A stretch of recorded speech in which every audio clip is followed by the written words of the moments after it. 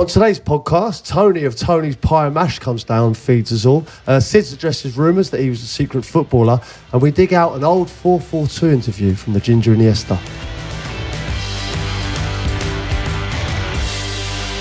Hello and welcome to that Peter Crouch podcast with me, Peter Crouch. Got Notorious SID and Chris Stark with me, and a very special guest, Tony's Pie and Mash. Yep. How are we? Yeah, really well. Yeah, thanks for having me. Mate, do you know what? This all came about because Sids, I think you asked me the question, what's the best, like, who feeds you the best and what club feeds you the best? And I said West Ham because of your Pie and Mash. Yeah, thanks, mate. I honestly mean it, though. It was, and we've had it today, haven't we? We've had a little go today. And your first time trying Pie and Mash? Well, Pie and Mash liquor. I've never had liquor myself, and obviously it's amazing. I feel like I need a nap. 2 pies, mash there, and that's the standard order, isn't it? 2 pie, mash, liquor. Yeah, it's the only way to do it, mate.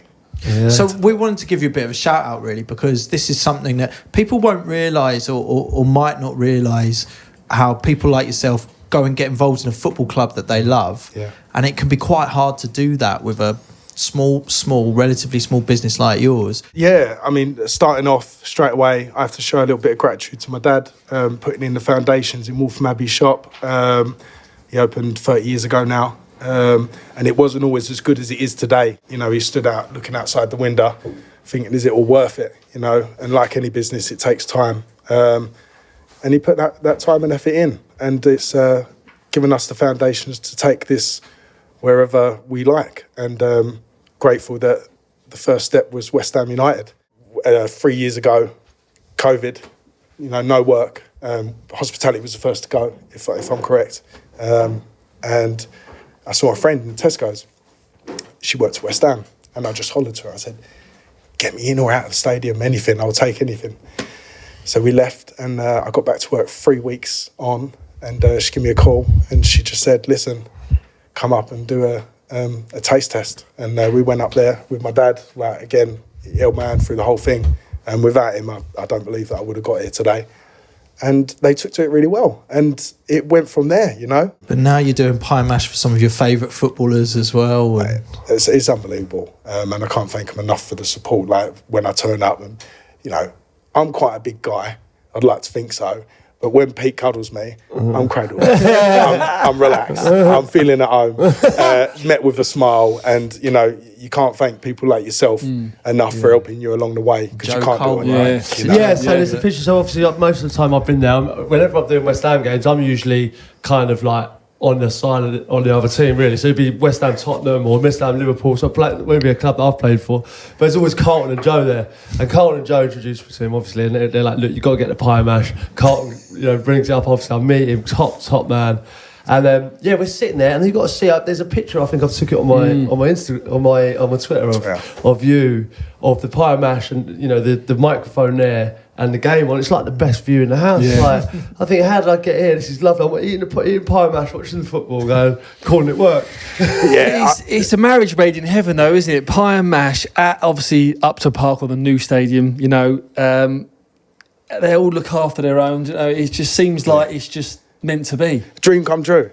Even like I say, I will have to add this as well. Joe, Colton, Jules, we can carry on mentioning the names. Yeah. Without the support of you guys, it's not brought to the front of the table and a talking point. Really? You know, obviously that's with TNT, right? So like Colton, Joe and Jules, they went on that Europa League journey, like, you know, the conference journey and then the Europa League journey. And the kind of pie and mash was the kind of, it was sort of signature, wasn't it? Like, for every game, every home game, and then obviously you get to the final and it becomes a kind of, you know, and then I got involved in it, really, jumping on the bandwagon, because I'm like with Joe and Colton, good friends of mine. Welcome. But like, it went amazingly well. It became kind of the dish that you feel like it led you to victory. I mean, look, personally, maybe it was a little bit of good luck. Since we've been in there, it's our 3rd year in West Ham, and, you know, we're looking strong. So maybe we need to send a couple down to the boys in the changing rooms, you know what I mean? Yeah. You see, I just love this, because I think any excuse to talk food and football is an amazing thing. Footy Scran as a topic is... And no, this isn't a whole episode about pie and mash, but maybe we should have done that. We just wanted some.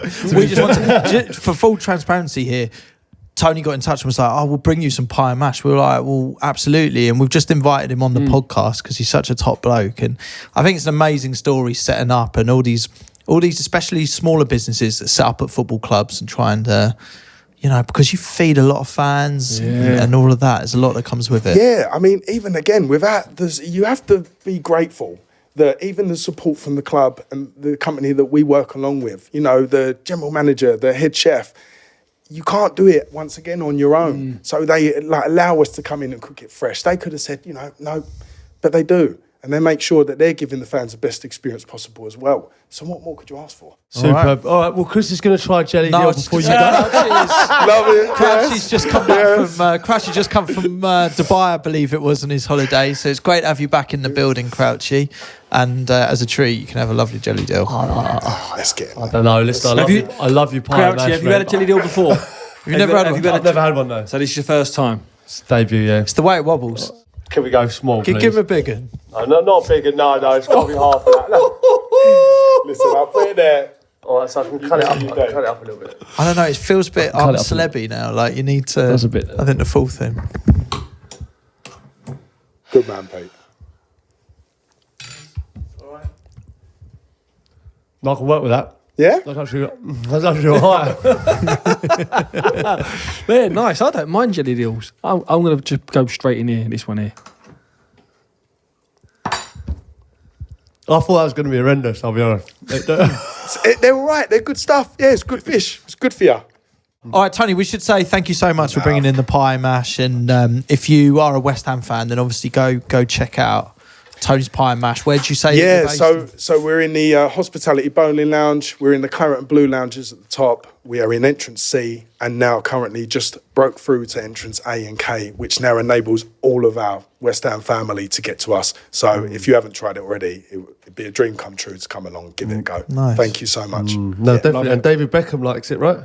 Yeah, I mean, look, that's where it all started. You know, back from Waltham Abbey 20 years ago now. And, he's got a good relationship with my dad. And he comes in regularly? Yeah, he loves it. He absolutely loves it. What's his order? He's a bit like you, Steve. He does like the jelly deals. Nice. Love it. Top man, mate. All right, Good luck nice with it one, all. Tony. Yeah, thank you. We should say as well, if you are a small food company working at football grounds, feel free to come get involved in the podcast wherever you'd like. Hi, Peter Crouch with that Peter Crouch podcast. We called to arms last time. We asked you to subscribe. Plenty of you did subscribe, but of course, we need more. We'd love you to subscribe. Hit the subscribe button if you enjoy our content, if you enjoy the podcast. Really does help. Yeah, I'll be honest with you. I'm glad we had that pie mash because I've had a lively day this morning. Yeah, what were you up to? I've been at Brentford this morning. Brentford training ground. Yeah, with TNT Sports. Myself and Joe Cole took part in training. But like when I say training, we were in the manager's office, so they couldn't take any cameras in there, but we could be privy to like how they discuss 8 o'clock in the morning, what they're going to do for the session, who's injured. So interesting. Oh, so you did proper training. You're not just watching training. We went behind the scenes. It basically films like behind the scenes as a footballer, really. I mean, it'll come out on TNT soon, but it was absolutely brilliant, honestly. So you've never experienced that as a player? You've never seen what the prep and what goes in? What goes into it all, yeah. You're just been on the other side of where you get called into a meeting and they'll show you. Did they do a rundown of like post-game They basically analysed the Villa game. So I've got in there and we've done the team meeting with the coach and staff, and obviously they're planning the session. Then I'm having breakfast with the players. It's all access. And then we've gone into a team debrief. Obviously, the cameras weren't allowed in, but me and Joe were allowed to just sit in, and they kind of debriefing the Aston Villa game. Like all the players so engaged. Like you can see why they've got good like set up there. Yeah. All good people, great people that run Brentford as well. By the way, like Thomas Frank, all the way down, all his staff, so accommodating. But then we joined in training, so I've got the monitors on, full on Brentford kit. What, GPS tracker? GPS tracker, mate. We looked at our data after. We analysed it all after. Yeah. How did you fare against the other players? I did. So apparently the intensity, the sprint intensity is measured from 5.5. Yeah. And my top speed was 5.56. Yeah, but that's good, isn't it? Doesn't that mean you're in range? Measured it's measured from 5.5. Yeah, so so 0.6 over the starting point. Well, by the way that you My high walk, intensity. For an intense sprint. Yes. Yeah, but that was never But then your again, thing, I was it? travelled a lot of distance. So my game, when I played... Did you say was- this to the manager? Yeah, I did say this. I said, like, it mirrors actually when I was 24, you know, because I was never... Most forwards stay on the line and they're explosive. They go. Yeah. But they don't run a great deal of distance. Whereas me, I'm the exact opposite. Because I'm not so explosive, I have to find different ways. So I would basically cover a lot more ground, just trying to get that little bit of space to get, you know, the chance to score. So yeah, I wasn't too concerned with that. so by the way that you walked through the door to recording here, it looked like you put a shift in because you were struggling. I can't move now. Well, I thought it was going to be like a little box, but we went straight into like. I thought it was quite intense, really. I loved it, but like my back went into spasm kind of halfway through. But I did, you know, my pride and adrenaline just saw me through. But now my back is stiff. Is it? I guess the question that everyone's going to be asking though is this a potential move to Brentford? This is the comeback's on, mate. And I was getting into Thomas Frank and just said, look, I'm available. You know what I mean? There might be that one game, last 10 minutes that you need something different. And I can be that something different. Well, it won't be a sprint, will it? No, it won't be a sprint, no. No, I'll be hanging around the box, sniffing something out. But great, listen, great day, and thanks to Brentford for having us. Just before we move on, did you any players go past you, or did you take one of the coaches went past me? Yes, Kev. I have to give him a shout out. Kev, like really good coach. Him and Justin as well, especially who we dealt with today. But Kev, yeah, he kind of went past me, and I kind of lashed out. Yeah, I took him down. But he got his own back because he megged me about 5 minutes later. Do you know what's quite funny? You have come in limping, as Steve said, but you seem weirdly buzzing. like you're buzzing, like buoyant about the whole experience. Can't tell you. I thought my footballing days were behind me. I was like, look, I'm never going to get to where I was, you know. But then I played today, and actually, you know, when it was so much sharper than anything I've done for the last 5-6 years because it's a Premier League training session, and I actually found that easier. Like it felt like it's wrapped into you. You haven't got time to think. You have your touch, you pass it. You know what I mean? Like whereas sometimes the charity games you try and take the piss. You try and do things that you'd never normally do. Yeah. Whereas in that, I'm just trying to shift the ball and not lose it. Oh, I see what you mean. You know So what I mean? kind of like the speed of it. This isn't knocking charity gate. I just mean that because it's slower, it makes you in a weird kind of way. It's not you're slower for it, and the same way that you're doing this training at a high. It's unlocked that thing that it's probably been a bit dormant in you. Totally dormant since I retired, really. Yeah. It's just like, you know, it's quicker. You don't want to give the ball away. It's competitive. And I'm not trying things beyond my means. You know, like if I'm playing a charity game, right, I get the ball off Ollie Mers. I roll my foot over the ball and try and pass it 50 yards, you know, out the far end to, you know, buy a jammer. Do you know what I mean? Yeah. So I was thinking, like, with this, it just felt a bit more kind of bit sharper, and it was better for me, and I think it works better for me. But you seem quite motivated. I'm buzzing for it. So this is what I mean. Can you do it? Can you? Jokes aside, could you?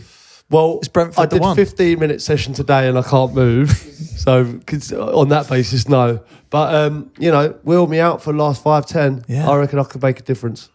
Ooh. Oh, this. I don't want to say it, but this could happen. I'm available. I reckon I need 2 weeks training and I'm back. Yeah. Stronger. I've got a bit of fitness news for you as well. Give me the biggest chomper bomber in history. Might be able to help you with that as well. Bearing in mind it's Pie Mash Day as well. And, you know, I've also been saying I've been trying to do a little bit of fitness as well. You'll be pleased to know 2 things on this. I managed to play a round of golf. I think it's like my 3rd ever round of golf now at Luton. Who? Very nice down there. Luton, but yeah, but it's lovely down there. But it was lovely. The hotel, like the whole place is nice. It was like high winds where I was playing as well, but thrashed it round. I didn't bother scoring it because it was fucking pointless. I was on the sides most of the time, but you know, we'll get there eventually. Some point this summer would be good to do a game all together. We've got to do a game. Yes, 100%, definitely. But the major bit of fitness news is: do you remember a few weeks ago we were talking about slender tones and how my wife had suggested maybe it'd be good. I can't remember quite the context of it, but was like, would I be interested in getting a slender tone? I think her way of descriving it was, I think we should both get slender tone. We should get message slender was tone. like, yeah. You know, you looked at her six pack and she's hot. not saying we. She's advising you get a slender tone. Well, slender tone have heard that and have sent in the relevant slender tones. Yeah, look, anyway, it's here. Right. Okay, so this is like a slender belt round the abdominal area. We just had a massive pie mash, so I can't be bothered to do it now, which is probably... okay. And then you put these little pads on it as well, by the looks of it.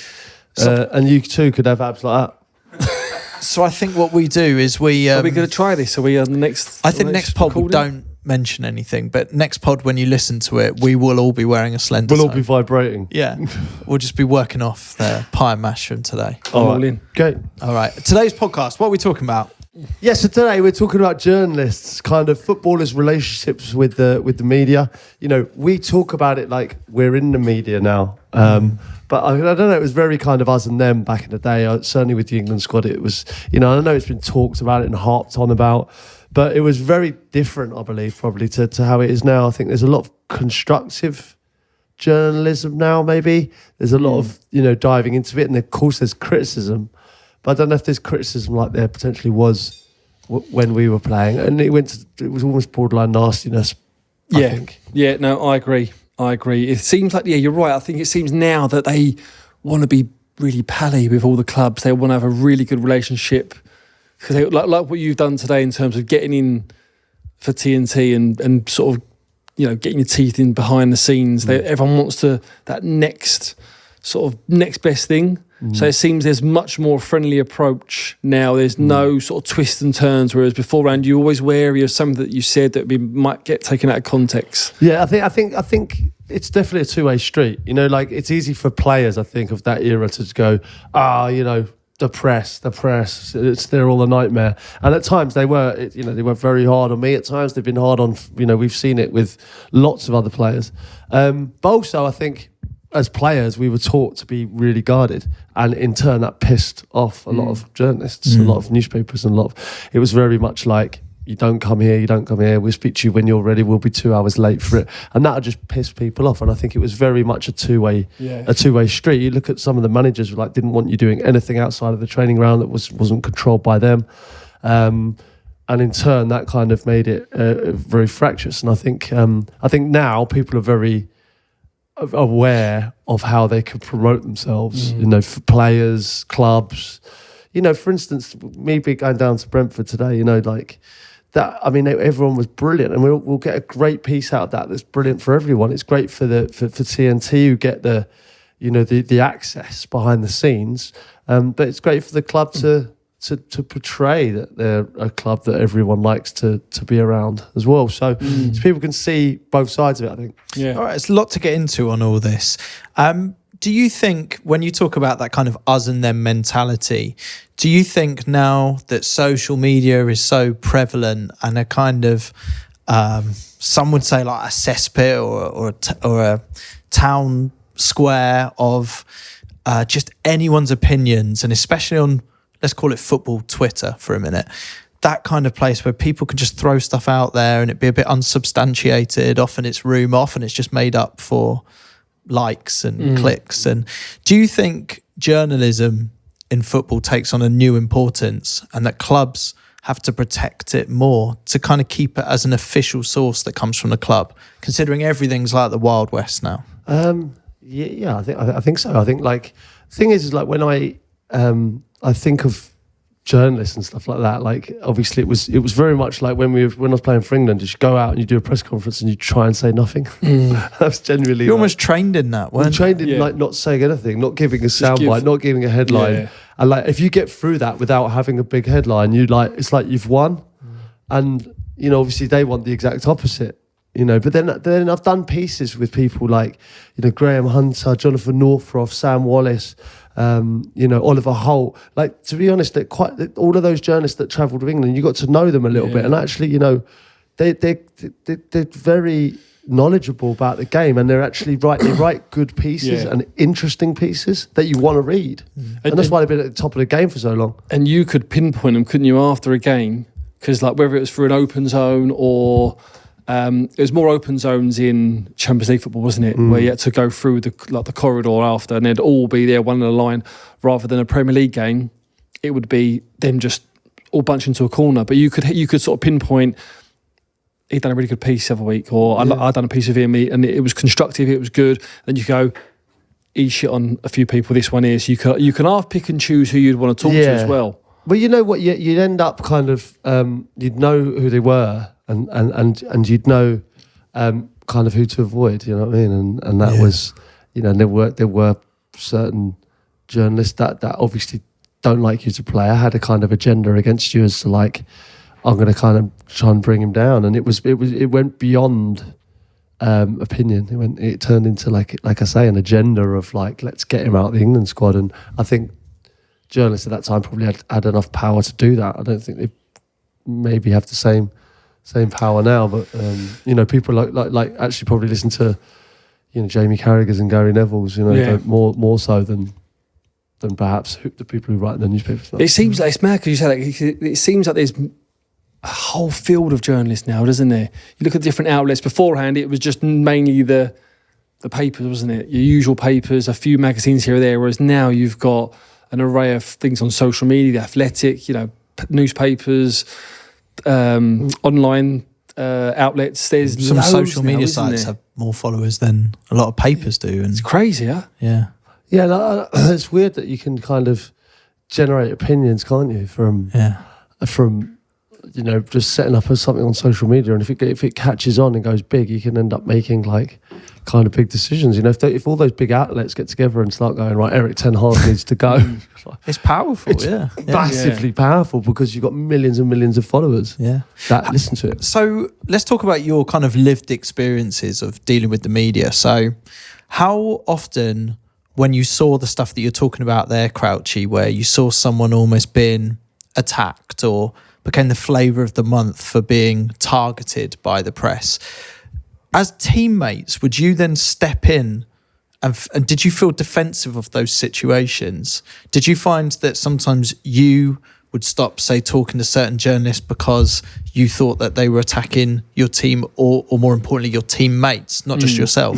Yeah, I think the more kind of higher up you go and the more kind of senior you get, or the more respected you get as a player. Like I remember certainly at Southampton, you know, when things started kicking off for me, like England happening, you know, Liverpool and stuff like that, like that's when I've kind of needed a little bit more protection, really, because I could deal with it, you know, at that level. But then when you get to that level, it becomes a national thing. Yeah.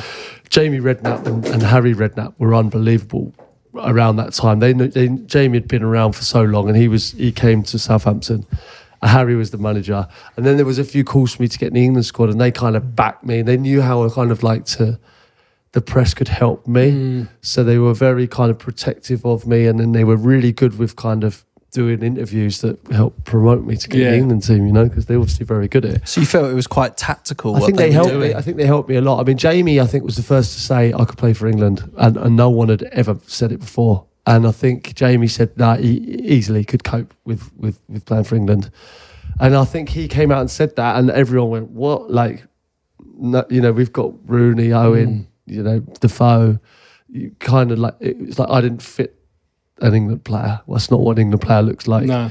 So I think that's when, you know, I think he really put it in everyone's minds, and it was like, this can happen. So he kind of threw that out there. Did you find around that time where there might have been question marks that you're talking about there, did you notice teammates defending you publicly, and how did that feel? Yeah, no, it felt good. It felt good. I think, you know, you really show people's characters when things are going badly for you. You know what I mean? Like, for instance, I'm just more current, like Harry Maguire going through his stuff. You know what I mean? Like, it takes a lot for a player to come out and say, you know, and properly to defending him. You know what I mean? Because you know, they could turn on you. You know, if you do that, I think you have to be very comfortable in your own skin. I remember Steven Gerrard and Jamie Carragher, like when I was at Liverpool again, kind of protecting me when I was going through that really tough spell.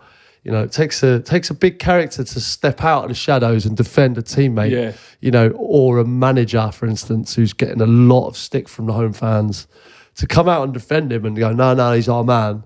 Takes a lot, because you could easily just not say anything. You know what I mean? It takes a lot to do that. Yeah. Easily not say anything, but also could draw attention on yourself. And if you're aligning with someone that it's almost fashionable to not like at that particular time. Did you have that, Sid? I think you get that sort of siege mentality. That's what it comes down to, especially if you can see someone having a bit of a tough time, or if someone's had a personal issue off the field. They'll always that question would always crop up. How's, because obviously they can't get to the source. They'll say, "Oh, well, how's he been in training?" Or is his mind still on football? Because they want to get that little scoop. And it's down to you to go, "No, listen, he's been spot on."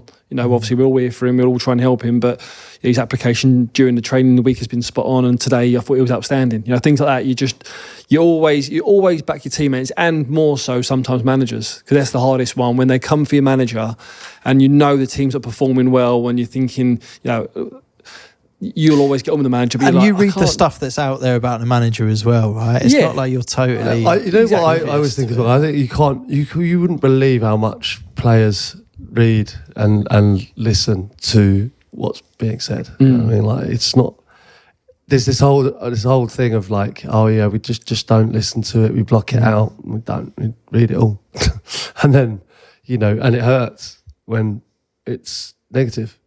And obviously, you try and sometimes when it was getting too much, like for instance, when I went through that spell that I had was difficult. I just tried to not look at it as much, but you still see it. You can't get away from it, and what's being said, no matter what, and it's very hard to change that. Yeah. But I also have the people's names. I still got them in the back of my head of like, a kind of hit list, if you know what I mean, like ones who were like went over and went too far. I still got them etched in my brain, and if I see them again, I'll still. Do you mean journalists? Yeah, certain people like in or pundits, that kind of thing. Yeah, people who were vocal. Yeah, people that went too far. Yeah, there's a few. Certainly, my mum won't let me forget them anyway. Really. It must be so hard for parents. Yeah, all my did your dad get? Did you? He pinned one up. Yeah, he pinned one of the England journalists up in the toilet, because he just described me constantly. I've talked about this before, but he described me constantly as like a beanpole, lanky. Yeah, so they started getting personal. It was like, why? So my dad just wanted to understand why. He said, "Why do you call? Why do you have to say lanky? Why do you have to say, 6'7" hitman? Yeah. Why don't you say striker?" Yeah. Do you know what I mean? You wouldn't say, like, it's weird. It was a weird thing at that time. It's like diminutive striker, or like for Defoe, and like beanpole, towering hitman. Do you know what I mean? Yeah. It's always that kind of description. So my dad just kind of had it out with him in the toilet one day. Did the journalism change? It actually did, yeah. Do you know what? He actually took it on board, and that showed. I've got a lot more respect for him because you know what he just said. I didn't really think of it like that. And I think sometimes people you don't think of kind of footballers as human beings at times, and you don't think that their families are in the crowd when their songs are getting sung. You don't think that his wife and kid might be listening to it. You just do it. I would think that's the worst thing about your job, actually, or one of the worst things is the idea that there is a kind of green light. Bear in mind, you're good at football. That's really that's the base of your job. Yeah. But I think when you get to a certain standard of football, there just seems to be that entitles papers or anything to say, to literally go at anything, not just your job, your life, anything. And I think this still exists. Maybe to not the same intensity, but I think for some players it really is that way. And the weirdest and hardest thing must be knowing that your families read that stuff, or trying to protect them from reading that stuff. They've got a lot of power. You think about journalism; they've got a lot of power. They can start, from a molehill into an absolute mountain, do you know what I mean? And get a trend going. I remember back in the day, I don't know whether you had the same point of this, with England, it was half that they was picking the team.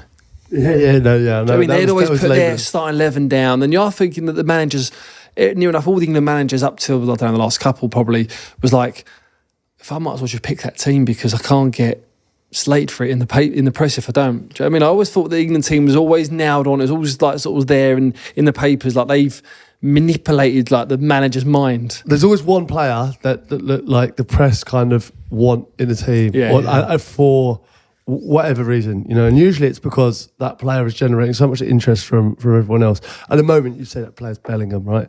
But like before that, we've had David Beckham, Gaza, and it was like, well, I don't want to pick him, but you kind of have to because it's like public opinion is so much.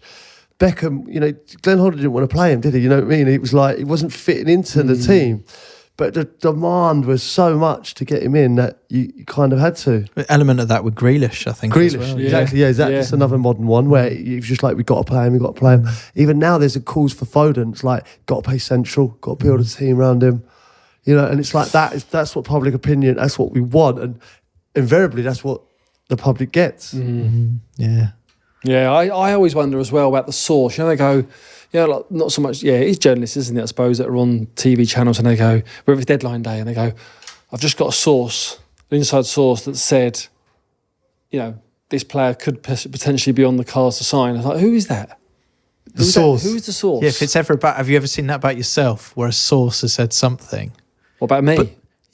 But then there's two things with that. You're savvy enough to know that they can just say a source and basically cover the fact there isn't one at all. Yeah. Or the other part of that, which is. Well, there's actually three options. There is no source. There is a source that, and you're questioning, like, is this someone I trust? And then the third option, which is actually you've leaked the story yourself, but want to keep it anonymous. So you just say it's a source. Yeah. Well, things always get out. Move. Things always get out, wasn't there? There was a Solskjaer one, wasn't there? Do you remember when he was the dressing in charge, room stuff, saying there was one or two players that was leaking stuff out? I mean, he's officially saying they didn't want the captaincy at all. Yeah. But I mean, for a manager to say that. Yeah, but you've seen it, like recently it was Chelsea, wasn't it, where people got, they just completely down tools, didn't they? It felt like, and there was leaks everywhere, and I mean that's happened at a few clubs, doesn't it? And it does go on. I mean, it does. Quite often players will tell agents. That's what it is. I think. I don't think it's a player in. You'd hope not, wouldn't you? You wouldn't. No player would go to. I don't think to ring up someone in the press. Yeah, I think they might tell their agent. And their agent might go, look, I've heard this. I was at a club. I won't say what one. There was a few. So, and I got accused of being a leak. Believe it or not. Did you? Yeah, Snitchy Steve. No, Steve Snitchwell. No. Steve Snitchwell.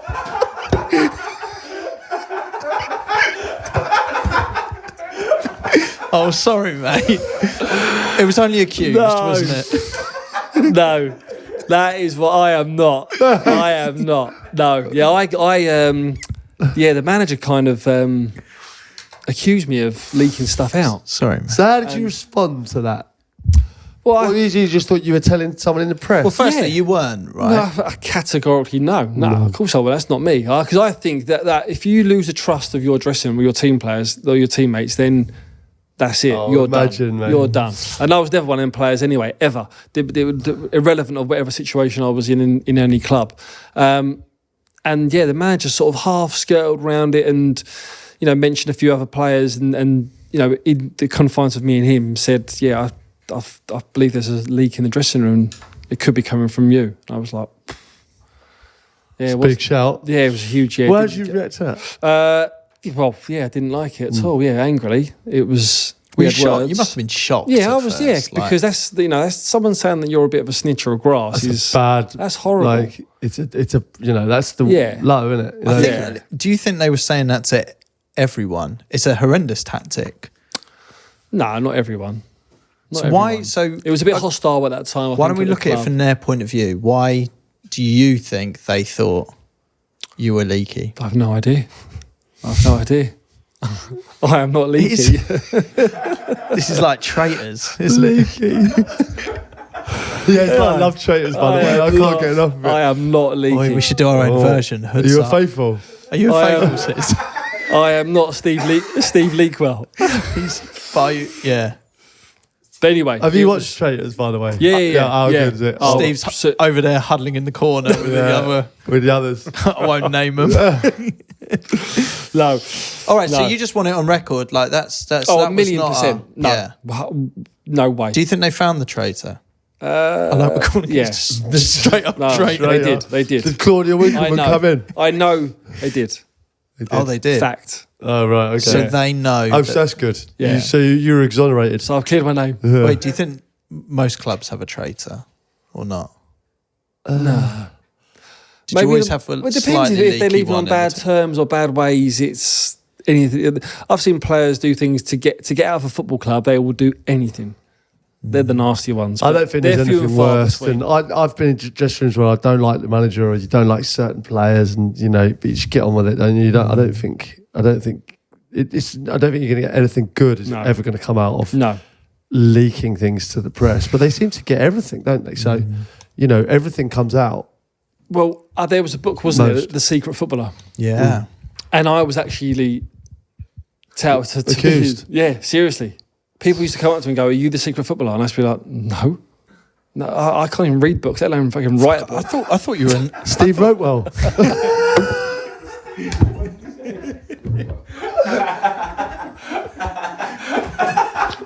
Listen, I struggle on them pickup lines. Don't worry about me. No, yeah, the secret footballer was. It was a quite. There was a. I thought you were just going to say who it was then. No, well, I thought it was Dave Kitson Why? because that was what people said. That is the name that goes round, isn't it? Yeah, people thought it was me. I'd have random ones come. Are you the secret footballer? I'd be like, nah, it's not me. Like, Did you ever 100%. get asked if you were the secret footballer? Not sure. No one asked me. No. Don't think so. Anyway, but you know what? I mean, listen, that was a great concept. That and you know, it was a good idea. And didn't he get he got 5 books out of it? Yeah. So he's obviously done well. Yeah, but was he a footballer? I don't know. Well, that's the thing. It started with an article in the paper, wasn't it? It was the Guardian or something. Was it? He writing for the Guardian saying the secret footballer, and it kind of just caught on, didn't it? And it was a great concept.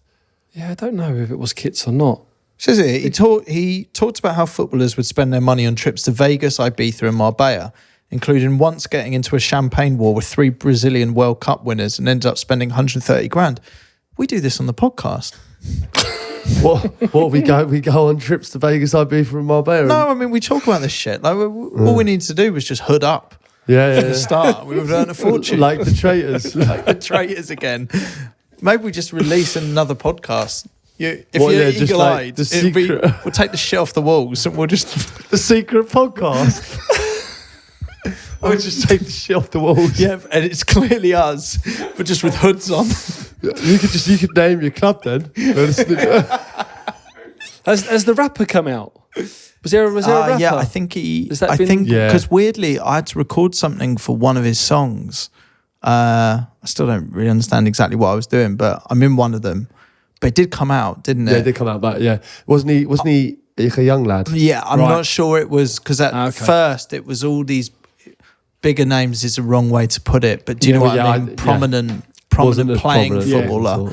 yeah. Still, it was interesting. I think if you make anything anonymous like that, I think it makes it immediately more intriguing. People want to doesn't know. it? I mean, the whole Parch scenario.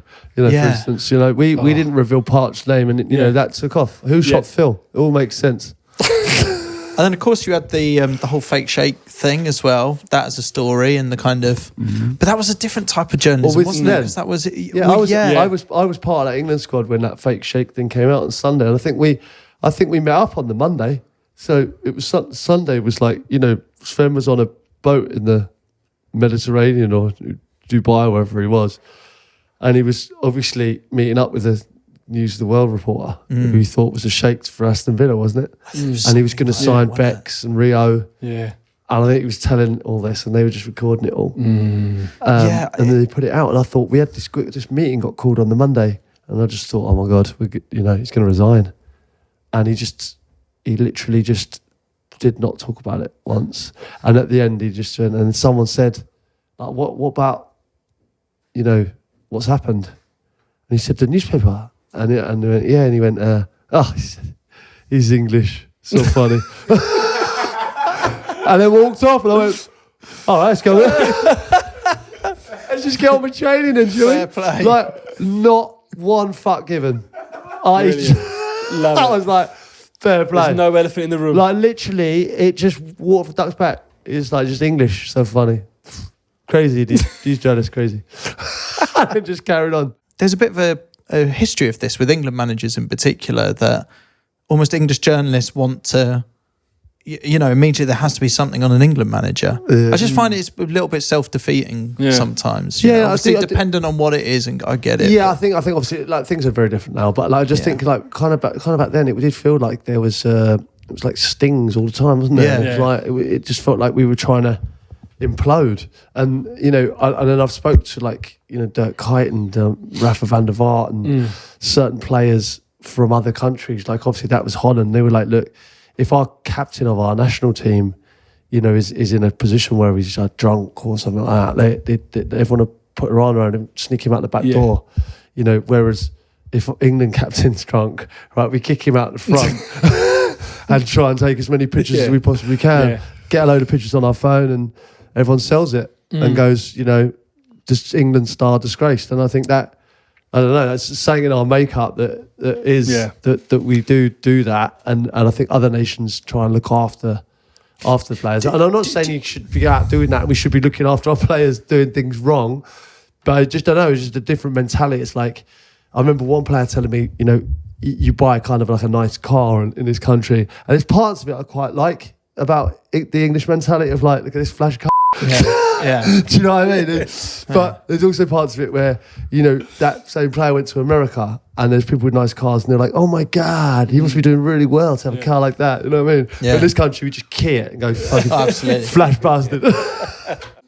We do have to say there's good journalism as well. There right? is, yeah. You talk about headlines. Have you got the list? Well, I've got the list here, and there's one on there that I've wrote down, which I remember as a kid, and it was absolutely brilliant. And it was when Caledonian Thistle beat Celtic, and it was super Cali are fantastic, Celtic are atrocious. Joe, I'll never forget that. I was about 16, 17. So I was a good. young pro. I was getting the train up to Arsenal and looked at the back page, and that was the headline. I thought that was just You don't really come up genius. with them like seriously, some of them you go like, that is top drawer. Oh, there's been some great headlines, and we should, because that's the thing, right? We're talking it naturally. Some of the conversation here goes naturally to, I think, negative elements of journalism or sports media, and actually there's a lot to be celebrated with it. As you said earlier, Crouchy, there's so many brilliant writers, brilliant journalists, and some headlines can be just so creative. Oh, absolutely unreal. Yeah. I also don't think that Daily Sport shouldn't be underestimated in this as well. Some great headlines on the Daily Sport. Yeah. I've come across when I walk past the newspaper stand. Obviously, but this one here is done me here. Old lady unable to masturbate at home. Context.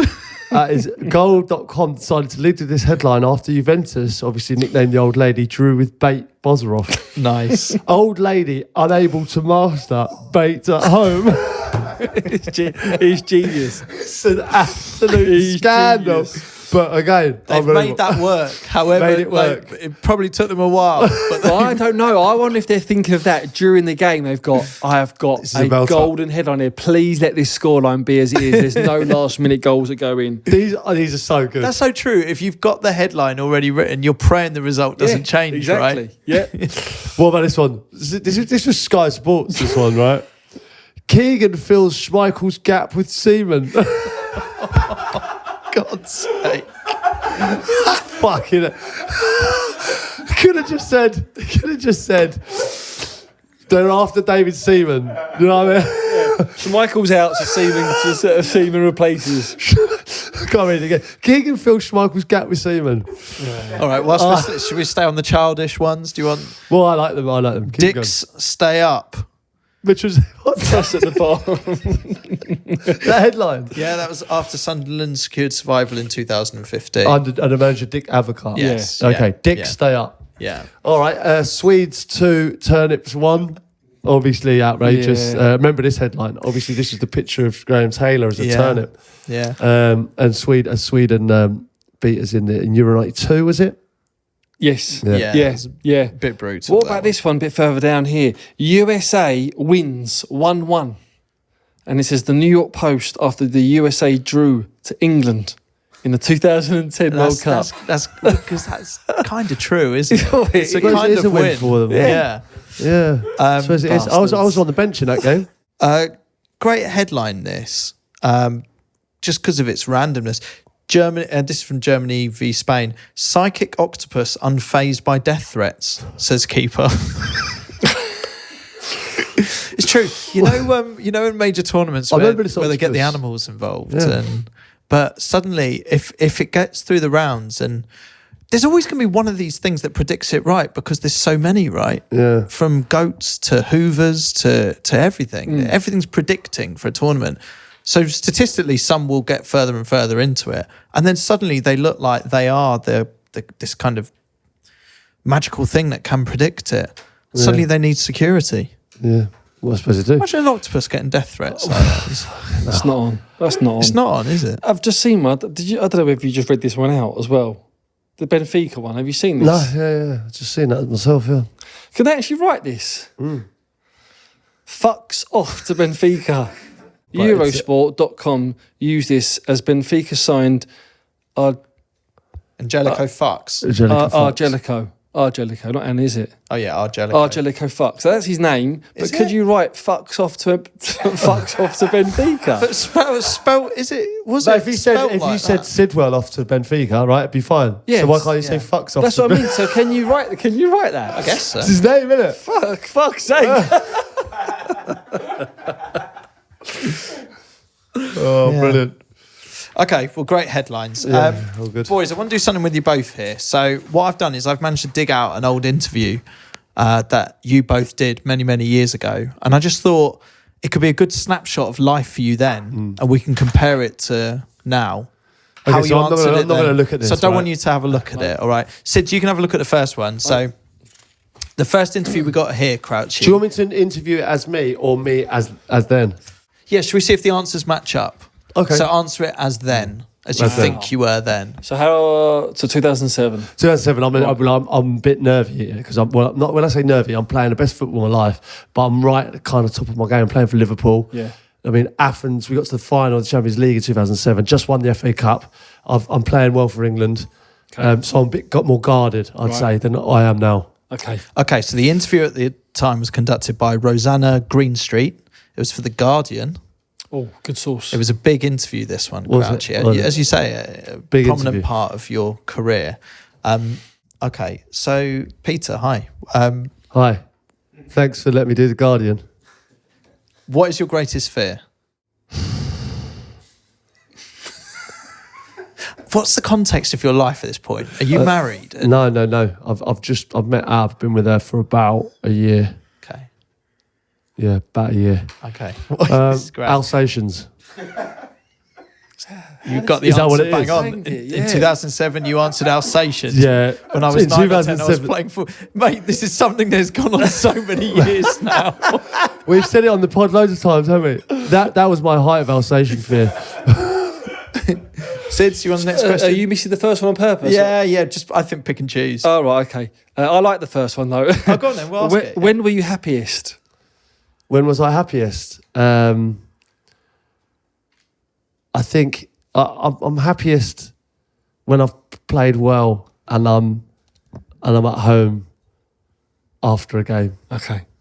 Close. This is the last time I scored. Yeah. It was only football at that point. Football, yeah, it would have been football, yeah. There was no lifestyle. Okay. Okay. What was your most embarrassing moment? So I would have just done the robot for Prince William. Maybe that was pretty embarrassing. Yeah. Would I have said that? It was your penalty for England against Jamaica. Panenka. The hat-trick penalty. Yeah, which over the bar. haunts you to this day. Yep, still does. Your most embarrassing moment. Would you say that's still the case? No, I think that was really embarrassing at the time. Yeah, but this wasn't. You've done way more embarrassing since. Fucking worse than that. All right, Peter, what about this one? What is your favourite smell? I struggle with smell, but I probably could smell back then. What's my favourite smell? Yeah. I'm not really. That's not one of my best senses. That. I roast dinner. It is. No, it's not. I swear on my life, I haven't. Shut up! No way. These are. I can't. I swear on my life, I haven't look at that. Okay, what? So the 2007 question: what would your superpower be? How do you think you answered? I reckon I'd fly. Do I not fly? For any reason, or I'd fly because I think it'd just make things a lot easier. you actually went with the perviest of all the superpowers, invisibility? Oh, did I? Yeah. I was probably more of a pervert back then. Sid? There's one here. Tell us a joke. Oh, fucking hell. There's one here. Tell us a joke. It was 2007. I don't know whether this gives it away. J-Mo told you it. It could be anything. It can't be any good then. J-Mo told me. You will never get this. Oh my God, I'm never going to get that, am I? Do you want me to tell you? Yeah, go on. My granddad had it. My granddad had Start it and I'll see if I can finish it. My granddad had his tongue shot off in war. In war? In the war? In the war, yeah, in the war. Sound very funny. He can't bear to talk about it. And then you put categorically, David James told me that one. Well done, J-Mo. Who was I then? Guardian, this. Who was I? In The Guardian. Jesus Christ. What do you dislike most about your appearance? I might have broke my nose just then. My broken nose or my grey tooth. It was the grey tooth. Oh! Wow. You say, I had a grey tooth, but I've just had it seen to. There you go. I got knocked out when I was a kid by my sister. Yeah, so true. I can't believe I got that. The grey tooth gave me grief my whole life. My sister ran in one day and just ran straight into me, and my tooth went into her head and stuck in there and came out. Half of it came out and blood everywhere, and it just plagued me for life. I had like caps on it, and then it discoloured, and my mates used to rip me for it, call me the grey tooth, and then and then I've kind of had it seen to since. Had it knocked out again, and I've been a problem of all my life. That tooth at the front. All right, did you enjoy that? Oh, I did enjoy that actually. Yeah, look, do you know what? That obviously took me back to 2007. Quite enjoyed it. Yeah. It's a good time for me. Do you know what? Maybe if anyone listening can find an older interview of either of the lads as well, we can go back even further in time. We've got one here from Sid's from 2003. We've gone even further back. 22. Yeah, okay. 2003. So I'm 21. Oh my God. So, Steve, this is an interview by Justin Barnes from the May 2003 issue of 442. Oh, this could be horrendous. Context of your life at that point, please. I am 21. 2003. Yeah, picking up hitchhikers. I'd just finished picking up hitchhikers at Reading. I probably just not long moved to Reading. Yeah. I just got engaged maybe as well, 21. All right, well, first question. Who do you play like? Who do I play like? But you need to answer as you would have. Okay. Then. Yeah. I would have said someone like... I would have said someone like Vieira, Brian Robson. Vieira, You said- Scholes. Roy Keane or Patrick Vieira? I'd love to emulate them. Okay, there we go. Yes, that's Fair good. enough, For yeah. Vieira. Totally fine. Yeah. There's a lot of nice ones on here. Let's go with this. Best player you've played with? Oh, wow. Because obviously you would have then gone on to play with so many more. Surely I must have someone at Arsenal. Dennis Bergkamp?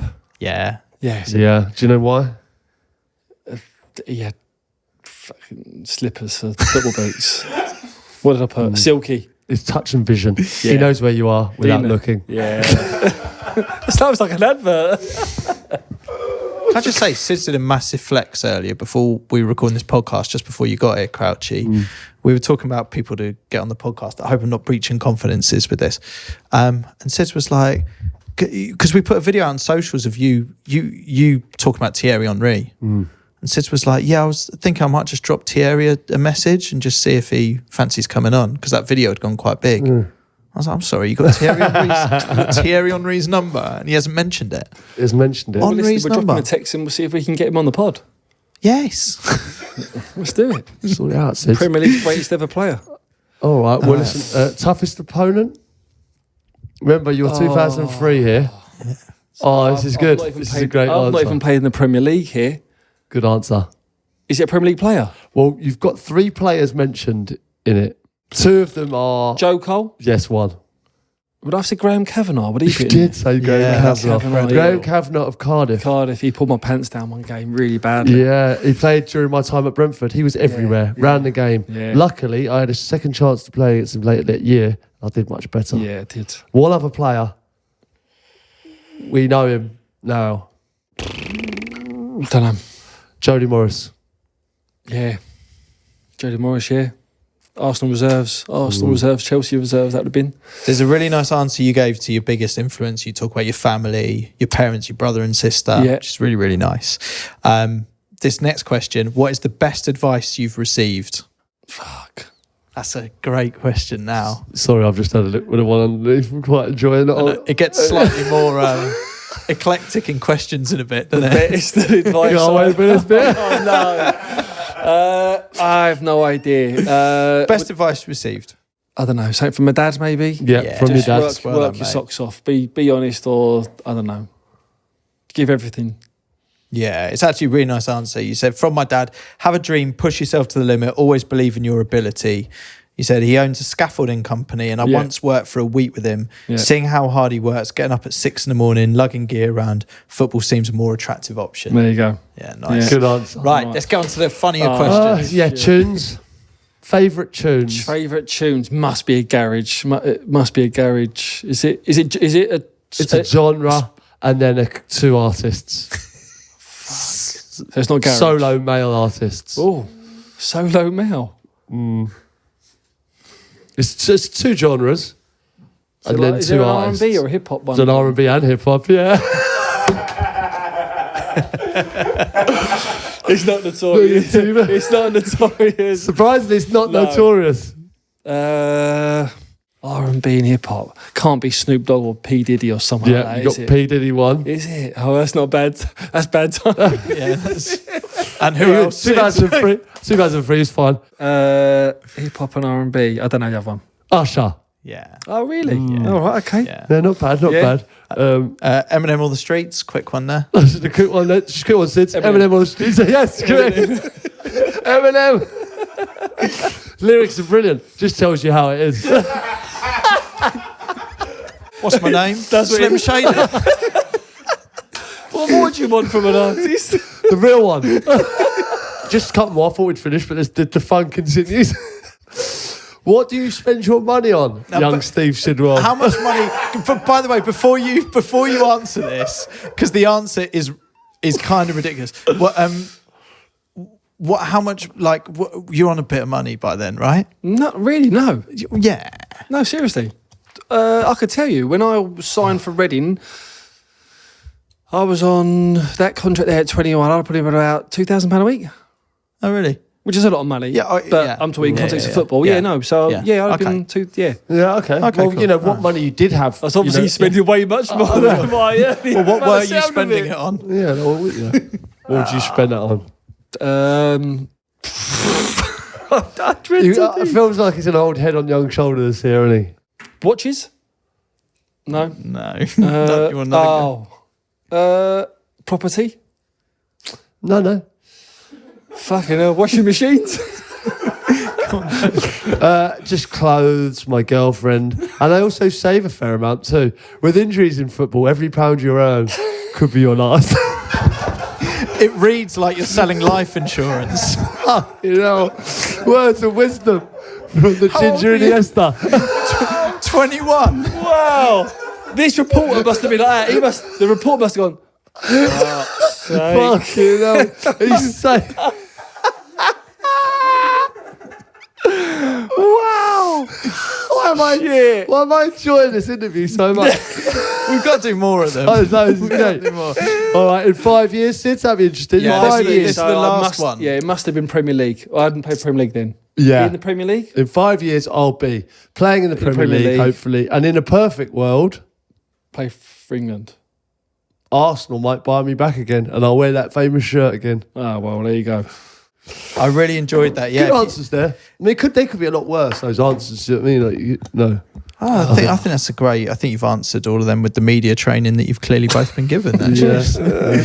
No, they could be a lot worse. I think, as I said, if you do happen to have any old football magazines with interviews of the boys, please send them in to me, and then we can put them to him. Yeah, because like this day and age, the players have a bit of a mare with like the old MySpace pages and things like that, isn't it? Yeah. You know, like because Did you have one? no, but that's what I'm saying. Like when I was a kid, it wasn't about then. Yeah. I'm just saying, if you're a kid at school now and you're on like TikTok and then you blow up later, you know, everything you've said or all the stupid dances you've done when you're at school just get brought out again, don't they? Was it Phil Foden or? See, he did one, so it's been loads. I think he had was it a MySpace, something like that? Dele It was Alli. really Do you remember young. Dele Alli's Alli one? had one, didn't Yeah. he? Yeah. Yeah. Was it? And wasn't Vardy's chat shit get banged? Was it? It was. Now there's a name for a book. amazing. Right, lads, an 11. We like 11s on the pod. I got sent a Sid 11, Oh, brilliant! literally. So get on this. This is superb. This is from Leo Ratchlop. It says, Sids, I'm a massive fan of the pod. Seeing as you're always in a period in the 11s, I've decided to put together a Sid 11. Here we go. GK. Salvatore Sidigu. Defenders, Cedar Azpilicueta. Nemanja Sidic. Oh, God. Marco Senacid. Sid Willy Bolly. Sidadine Sidan. Sid William. Clarence Sidoff. Sidrissa Gaya. Oh my god! The strikers, Brian Sid for Brian Kidd. Yeah. And Danny Sidwellbeck. And he said, P.S. If you wonder what Sidadine Zidane looks like, here's what I've done. I'll put this He's picture. got pictures. Oh, he's made a picture as well. Wow. That's quite impressive. How isn't where it? you begin and Yeah, Zidane ends. He's done that really well, hasn't he?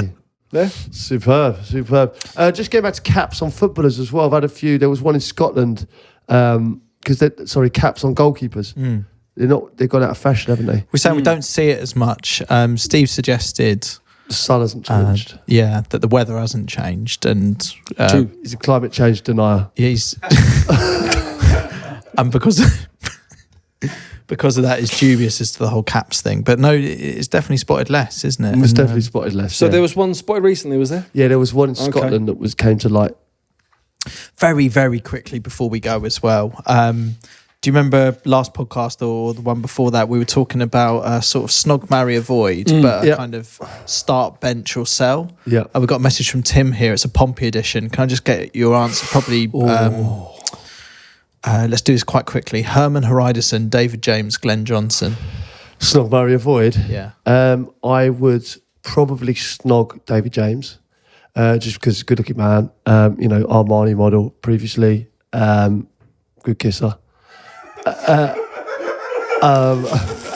Herman Haridason, I'd have to avoid, just because the man's a lunatic. Yeah. I absolutely love him with all my heart. Second that. He's one of the best people you'll ever meet in your life. But I have seen him say hello to people and break their arm at the same time. Glenn Little, he broke his arm. He comes behind you in a chokehold, rips you down to the floor to say hello in the morning.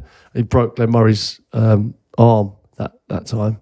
But he does it quite regularly, so I'd have to avoid him. And of course, I'd marry Glenn Johnson. Yeah. As you know. All seems about right. All right, boys. Great episode today. Really enjoyed that. Yeah, enjoyed it. Really, really did. And also, we got fed well, didn't we? You know, the pie mash there from Tony. did. Tony's pie Brilliant. mash was Love absolutely that. phenomenal. And enjoyed the podcast. Yeah, remember Friday podcast, like in case you're not on this, we do a Friday podcast where we predict 3 games during the weekend and just have a chat about all the weekend's football and what's been going on. We've got a little mini league going. We've been told to just give that a bit of a plug as well. So you ain't got long to wait for the next podcast. It comes out Friday, wherever you get your podcasts, and go give that a listen. Yep. Jumbo up, guys. See you next week.